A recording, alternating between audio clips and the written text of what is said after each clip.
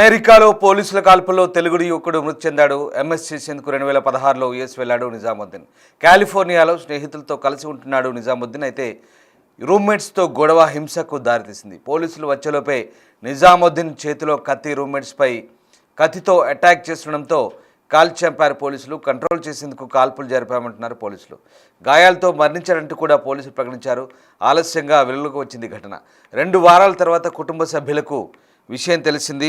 అమెరికాలో పోలీసుల కాల్పుల్లో మహబూబ్ నగర్ యువకుడు మృతి చెందిన ఘటన కలకలం రేపుతోంది. అమెరికాలో తన కుమారుడు మెహమ్మద్ నిజాముద్దీన్ను పోలీసులు కాల్చంపారని, పోలీసులు ఎందుకు కాల్చంపారో కారణాలు తెలియడం లేదంటూ తల్లిదండ్రులు చెప్తున్నారు. విదేశాంగ శాఖ మంత్రి జయశంకర్కు మృతుడి కుటుంబ సభ్యులు లేఖ రాశారు. ఈ విషయంలో చొరవ తీసుకొని వీలంత త్వరగా మృతదేహాన్ని స్వదేశానికి తీసుకురావడంతో సహకరించాలని కోరుతున్నారు. మహబూబ్ నగర్ రామయ్య బౌలికి చెందిన మహమ్మద్ నిజాముద్దీన్ డిసెంబర్ 2016లో మాస్టర్స్ డిగ్రీని అభ్యసించడానికి కాలిఫోర్నియాలోని శాంటా క్లారాకు వెళ్ళాడు. ఆ యువకుడిని శాంటా క్లారా పోలీసులు కాల్చి చంపారు. మృతదేహం కాలిఫోర్నియాలోని శాంటా క్లారాలో ఓ ఆసుపత్రిలో ఉందని తమకు తెలిసిందని, తమ కుమారుడి మృతదేహాన్ని మహబూబ్ నగర్ తీసుకురావడంలో సహాయం చేయాలంటూ తల్లిదండ్రులు కోరుతున్నారు. వాషింగ్టన్ డీసీలోని భారత కాన్సులేట్ ద్వారా సంప్రదింపులు జరపాలని అభ్యర్థిస్తున్న పరిస్థితి కనబడుతోంది. అయితే రూమ్మేట్తో గొడవ కారణంగానే ఈ ఘటన చోటు చేసుకున్నట్టుగా తెలుస్తోంది. నిజాముద్దీన్ తన రూమ్మేట్తో ఏసీ విషయంలో గొడవ జరిగినట్టుగా తెలుస్తోంది. రూమ్మేట్తో గొడవ పడినప్పుడు సందర్భంలో ఒక్కసారిగా ఆ వ్యక్తి ఆవేశంలో కూరగాయలు కోసే కత్తితో అతన్ని పొడిచినట్టుగా తెలుస్తోంది. వారి గది నుంచి శబ్దాలు రావడానికి గమనించిన చుట్టుపక్కల వాళ్ళు పోలీసులకు సమాచారం ఇచ్చారు. అక్కడ చేరుకున్న పోలీసులు లొంగిపోవాలని హెచ్చరించినా నిజాముద్దీన్ వినకపోవడంతో 4 రౌండ్ల కాల్పులు జరిపారు. కాల్పుల్లో నిజాముద్దీన్ అక్కడెక్కడే మరణించాడు. గాయపడ్డ అతన్ని రూమ్మేట్ను పోలీసులు ఆసుపత్రికి తరలించిన పరిస్థితి కనబడుతుంది. మీరు చూస్తున్న ఆ దృశ్యాలు ఆ ఇంట్లోనే నిజాముద్దీన్ని పోలీసులు కాల్చి చంపారు. అతడి రూమ్మేట్తో కలిసి ఉంటున్నారు. పోలీస్ ఇన్వెస్టిగేషన్ రిలీజ్ చేసిన ప్రెస్ రిలీజ్ అది, ప్రెస్ నోట్. నిజాముద్దీన్ను కాల్పుల్లో కాల్చి చంపినట్టుగా పోలీసులు చెప్తున్నారు. ఇక అతని ఫోన్ నెంబర్, అతని డీటెయిల్స్తో సహా పోలీసులు అక్కడ పోలీస్ డిపార్ట్మెంట్ నంబర్ కూడా ఉంది, అక్కడ ఈమెయిల్ కూడా ఉంది. సో ఆ రోజు ఏం జరిగిందో 8 సెప్టెంబర్ రోజు సెప్టెంబర్ 3 నాడు ఏం జరిగిందో ఒకసారిగా పోలీసులు ఆ ప్రెస్ నోట్ను రిలీజ్ చేసిన దృశ్యాలు మనకు కనబడుతూ ఉన్నాయి. ఒకసారిగా ఇద్దరి రూమ్మేట్స్ మధ్య గొడవ, అది కూడా ఏసీ విషయంలో గొడవ చోటు చేసుకుంది. సో ఆ విషయంలో కూరగాయలు కోసే కత్తితో అతన్ని పొడిచాడు. వారి గది నుంచి శబ్దాలు రావడానికి కూడా చుట్టుపక్కల వాళ్ళు పోలీసులకు సమాచారం ఇచ్చారు. అక్కడ చేరుకున్న పోలీసులు లొంగిపోవాలని హెచ్చరించినా నిజాముద్దీన్ వినకపోవడంతో 4 రౌండ్ల కాల్పులు జరిపారు. కాల్పుల్లో నిజాముద్దీన్ అక్కడిక్కడే మృతి చెందాడు. గాయపడ్డ వారిని అతని రూమ్మేట్ను పోలీసులు అయితే ఆసుపత్రి తరలించారు. గురువారం ఉదయం కర్ణాటక చెందిన ఓ విద్యార్థి నిజాముద్దీన్ తండ్రి హసానుద్దీన్కు ఫోన్ చేసి చెప్పడంతో విషయం వెలుగులోకి వచ్చింది. నిజాముద్దీన్ 2016లో ఎంఎస్ చేయడానికి అమెరికా వెళ్ళి 10 ఏళ్లుగా అక్కడే ఉంటున్నాడు. ఇటీవల తల్లిదండ్రులతో మాట్లాడిన అతను త్వరలో ఇండియాకు వస్తానని చెప్పినట్టు తెలిసింది. కొడుకు మరణంతో తల్లిదండ్రులు శోకసంద్రంలో మునిగిపోయారు. అయితే తమ కొడుకు 2016లో అమెరికాకు వెళ్ళాడని తల్లిదండ్రులు చెప్తున్నారు. ఫ్లోరిడాలో 2 ఏళ్ళు చదువుకున్న తర్వాత ఏడాది పాటు ఇక జాబ్ వచ్చింది. ఏడాది పాటు వెతికిన తర్వాత 4 ఏళ్ళు పనిచేసిన తర్వాత 2023లో ప్రమోషన్తో కాలిఫోర్నియాకు వచ్చాడు. వీసా గడువు ముగియడంతో పొడిగిస్తామని కంపెనీ వాళ్ళు ఆ పని చేయలేదు. ప్రభుత్వ అనుమతితో 6 నెలలుగా అక్కడే ఉంటున్నాడు. అయితే రూమ్మేట్ తరచుగా ఏసీ బంద్ చేస్తుండడంతో గొడవ జరిగిందని చెప్తున్నారు. ఇక తమ బాబు స్నేహితుడు రాయచూరు చెందిన సయ్యద్ మొయినుద్దీన్ గురువారం ఉదయం ఫోన్ చేసి విషయం చెప్పాడంటున్నారు. ఇంతవరకు తమకు సమాచారం తెలియదని, ఏం జరిగిందో తమకు తెలియాలంటున్నారు. విదేశాంగ మంత్రికి ఫిర్యాదు చేశామంటూ బాధితుడి తల్లిదండ్రులు చెప్తున్నారు. సో మొత్తం మీద ఈ వ్యవహారంలో ఒక్కసారిగా పాలమూరు వాసి పోలీసుల కాల్పుల్లో మృతి చెందడంతో కలకలం రేగింది. బట్ అమెరికా పోలీసులు ఎంత కఠినంగా వ్యవహరిస్తారో మరొకసారి ఘటన రుజువు చేస్తుంది. ఏదైనా క్రైమ్ జరిగినప్పుడు అమెరికా పోలీసులు వచ్చినప్పుడు ఖచ్చితంగా వాళ్ళు లొంగిపోమన్నప్పుడు, ఖచ్చితంగా వాళ్ళు అదుపులోకి తీసుకోవాలని భావించినప్పుడు పోలీసులకు సహకరించాలి. లేదంటే ఖచ్చితంగా పోలీసులు ఇంకా వెంటనే కాల్పులు జరుపుతారు. అంతకుమించి వేరే ప్రత్యామ్నాయ మార్గం ఉండదు. గతంలో కూడా ఒక పంజాబీని అలాగే తమ సాంప్రదాయ ఆయుధమైనటువంటి ఒక ఆయుధంతో ఆయన గాల్లో ప్రదర్శన చేసినప్పుడు లొంగిపోమని చెప్పినప్పుడు అతను లొంగిపోకపోవడంతో వెంటనే పోలీసులు అతన్ని కాల్చి చంపారు. సో తాజాగా నిజాముద్దీన్ కూడా కత్తితో రూమ్మేట్ని గాయపరిచి పోలీసులు వచ్చినప్పుడు లొంగిపోమని చెప్పడంతో లొంగిపోకపోవడంతోనే అతన్ని పోలీసులు కాల్పులు జరిపినట్టు తెలుస్తుంది. 4 రౌండ్లు కాల్పులు జరపడంతో నిజాముద్దీన్ చనిపోయినట్టుగా నిర్ధారించారు. ఇక గాయపడ్డ తన రూమ్మేట్ని ప్రస్తుతం పోలీసులు ట్రీట్మెంట్ తరలించారు. ఇక ఈ ఘటనకు సంబంధించి పూర్తి సమాచారం మా అమెరికా కొలీగ్ లక్ష్మణ్ అందిస్తారు. బిగ్ టీవీ ప్రేక్షకులందరూ నమస్కారం అండి.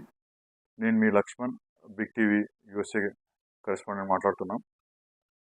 మనం ఈరోజే మనకు న్యూస్ వస్తూ ఉంది. యాక్చువల్గా ఒక తెలంగాణ వాసి కాలిఫోర్నియాలో పోలీస్ షూటింగ్లో చనిపోయారని చెప్పేసి ఆ వివరాలు మీకు తెలియజేస్తానికి వచ్చాను నేను ఇప్పుడు. బేసిక్గా అక్కడ ఏం జరిగిందంటే సిచ్యువేషను మనకు సెప్టెంబర్ 3వ తారీఖు తెల్లవారు అంటే ఆల్మోస్ట్ 6:18 లోకల్ టైం. అది వచ్చేసి కాలిఫోర్నియాలో శాంతాకారా పోలీస్ డిపార్ట్మెంట్ వాళ్ళు ఇన్ఫర్మేషన్ ఇచ్చిన ప్రకారం అయితే ఏమైందంటే 911 అంటే యుఎస్లో ఏమన్నా ఎమర్జెన్సీస్ ఉన్నా, మెడికల్ కానీ పోలీస్ కానీ ఏం ఎమర్జెన్సీస్ ఉన్నా 911 ఒకే నెంబర్కి ఫోన్ చేస్తారు. అక్కడ వాళ్ళ రూమ్లో ఒక రూమ్మేట్ 911 ఫోన్ చేశారు, ఇలా వేరే వ్యక్తి నా పైన స్టాప్ చేస్తున్న నైఫ్ తీసుకుని అని చెప్పేసి. సో పోలీస్ వాళ్ళ ఇన్సిడెంట్కి వెళ్ళేపాటికి ఈ వ్యక్తి ఎవరైతే సస్పెక్ట్ ఉన్నారో, మనం పేర్లు చెప్పకూడదు పోలీస్ వాళ్ళ రూల్స్ ప్రకారం ఇక్కడ బేసిక్గా. సో ఆ సస్పెక్ట్ పోలీసు వెళ్ళే టైంకి ఆ కత్తి పట్టుకొని ఎదుటైన విక్టిమ్ని చంపడానికి ప్రయత్నించాడు అనమాట. సో పోలీస్ వారు చెప్పారు బేసిక్గా మీరు ఆపండి అన్న, తను ఆపలేదు, అందుకనే పోలీస్ వాళ్ళు షూటింగ్ చేయాల్సిన పని వచ్చిందని కూడా లోకల్ పోలీస్ ప్రెస్ రిలీజ్ చేశారు. అది మరి మన స్క్రీన్ పైన చూడొచ్చు. ఇక్కడ యూఎస్లో ఎలా ఉంటుందంటే ప్రతి ఒక్క పోలీస్ ఆఫీసర్ బాడీ కెమెరాస్ అంటారు వేసుకొని ఉంటారు. ఆ బాడీ కెమెరాస్ కూడా ఫుటేజ్ రిలీజ్ చేశారు. కాకపోతే ఇదంతా ఇన్వెస్టిగేషన్ చేసి రిలీజ్ చేసేపాటికి డేటు ఆల్మోస్ట్ 2 వీక్స్ అయింది. 12వ తారీఖు 13వ తారీఖు రిలీజ్ చేశారు.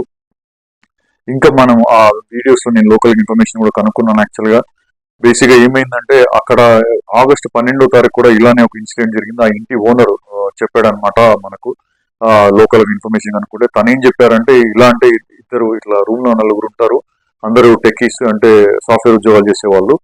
సో వాళ్ళకి ఏదో ఇద్దరు గొడవ అయ్యి ఏదో ఏసీ గురించి గొడవ అయిందని చెప్పి ఆగస్టు 12వ తారీఖు సిమిలర్ ఇన్సిడెంట్ జరిగింది. వాళ్ళకి ఎవాక్యుయేషన్ నోటీస్ కూడా ఇచ్చాము, అంటే ఖాళీ చేయమని చెప్పి కూడా చెప్పాము ఆల్రెడీ. వాళ్ళు చేయలేదు.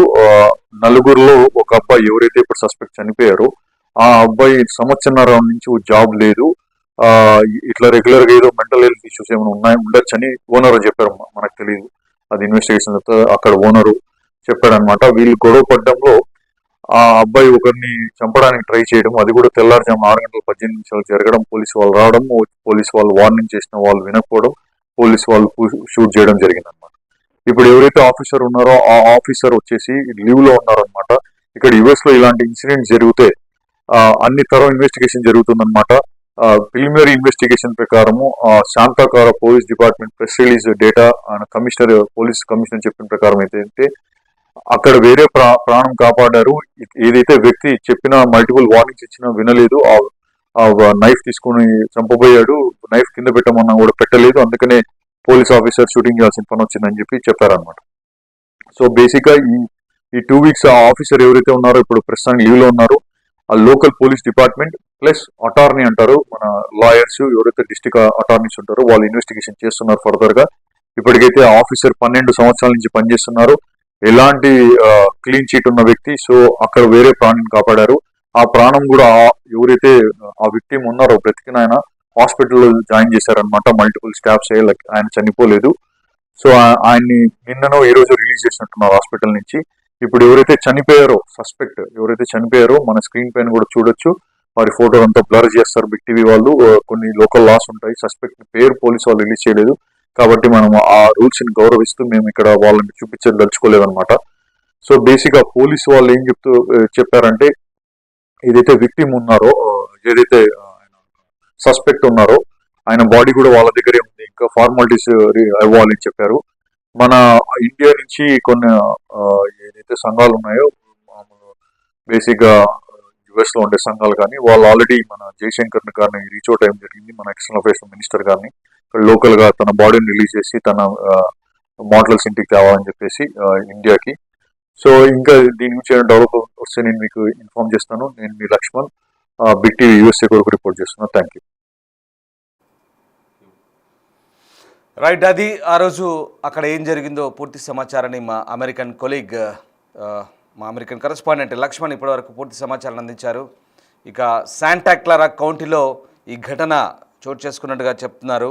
పోలీసు కాల్పులో చనిపోయిన వ్యక్తిని నిజాముద్దీన్ అమీర్గా స్థానిక పోలీసులు ధృవీకరించారు. సెప్టెంబర్ 3న ఒక నివాసంలో ఇద్దరు రూమ్మేట్ల మధ్య ఏదో విషయంపై ఘర్షణ జరిగినట్టుగా ఫోన్ కాల్ వచ్చిందని, అక్కడికి వెళ్ళిన పోలీసు అధికారులు తప్పనిసరి పరిస్థితుల్లో కాల్పులు జరపాల్సి వచ్చిందన్నట్టుగా చెప్తున్నారు. దీనిపై దర్యాప్తు నివేదిక వచ్చే వరకు సంబంధిత అధికారిని సెలవులో పంపినట్లుగా స్థానిక పోలీసులు చెప్తున్నారు. అయితే నిజాముద్దీన్ అమీర్ మృతదేహాన్ని భారత్కు తీసుకురావడానికి ప్రభుత్వం సహాయం చేయాలంటూ తల్లిదండ్రులు కన్నీరు మున్నీరవుతున్నారు. 2016లో అమెరికా వెళ్ళాడని, యూనివర్సిటీ ఆఫ్ ఫ్లోరిడాలో ఎంఎస్ పూర్తి చేసి కాలిఫోర్నియాలో ఓ కంపెనీలో ఉద్యోగంలో చేరాడని, 6 నెలల కిందట ఉద్యోగం ఒప్పందం ముగియడంతో గడువు పొడిగించుకునే ప్రయత్నంలో ఉన్నట్టుగా చెప్తున్నారు. ఇంతలోనే పోలీసు కాల్పులో చనిపోయినట్టుగా గురువారం అతని స్నేహితులు తమకు ఫోన్ చేసి సమాచారం ఇచ్చినట్టుగా పేరెంట్స్ చెప్తున్నారు.